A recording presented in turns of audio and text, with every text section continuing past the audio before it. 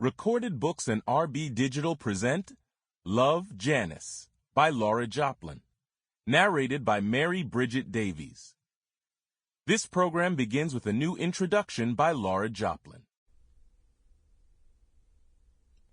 Chapter 1. October 1970. What good can drinking do? What good can drinking do? I drink all night, but the next day I still feel blue. Janis Joplin, What Good Can Drinking Do? In the fall of 1970, I was living a graduate student's bohemian life in a roomy Victorian apartment in a seedy neighborhood in South Dallas, Texas. Sunday afternoon, October 4th, 1970, I spent quietly at home. I made myself a cup of tea and stepped from the kitchen to walk through the dining room.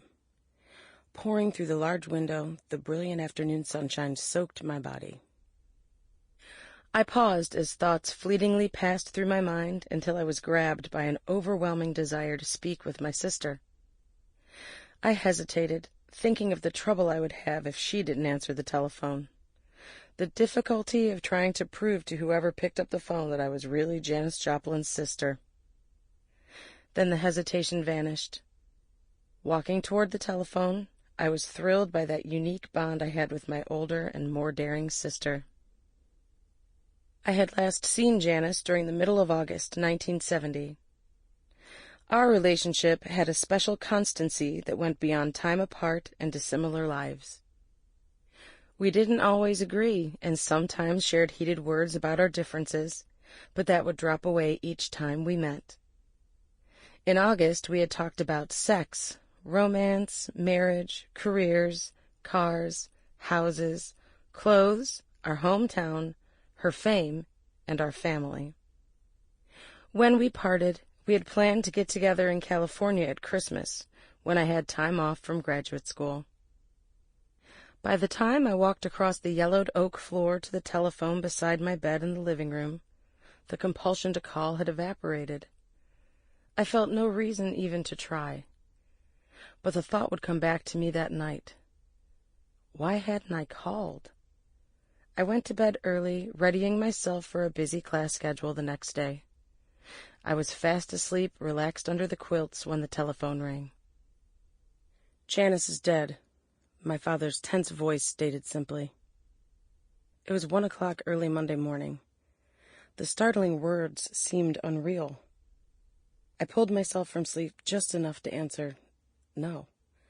He repeated, "Janis is dead." I shook my head as though trying to throw the unwanted words out, repeating insistently, "No." Shock slammed into my heart and hardened it like ice crystals. Janis was dead. My roommate appeared from her bedroom, knowing something was wrong. "Janis is dead," I repeated to her. She disappeared and reappeared with 2 aspirins and a glass of water.